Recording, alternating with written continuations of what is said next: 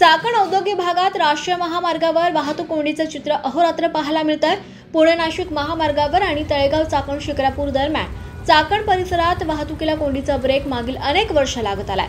पुणे नाशिक महामार्गावर आंबेठाण चौक, तळेगाव चौक, आळंदी फाटा या भागात वाहतूक कोंडीत अडकून पडावं लागतंय। या भागातील महामार्गावरील प्रवासात सामान्य नागरिकांची कोंडी होत असल्याने वाहन चालकांसह नागरिकांनाही मनस्ताप सहन करावा लागतोय।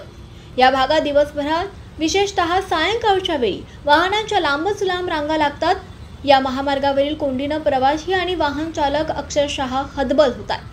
पुणे नाशिक महामार्गावरील वाढत्या वाहतूक कोंडीच्या पार्श्वभूमीवर वेगवेगळे प्रयोग करण्यात आले।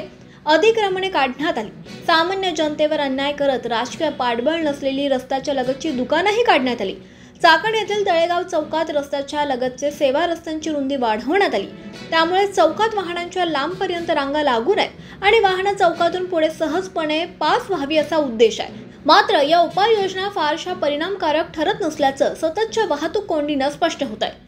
औद्योगिक द्रुतगती महामार्ग, एलिव्हेटेड महामार्गाच्या घोषणा होत असून प्रत्यक्षात कामे मात्र सुरूच होत नसल्यानं येथील अपघातांची आणि कोंडीची समस्या जैसे थेच आहे।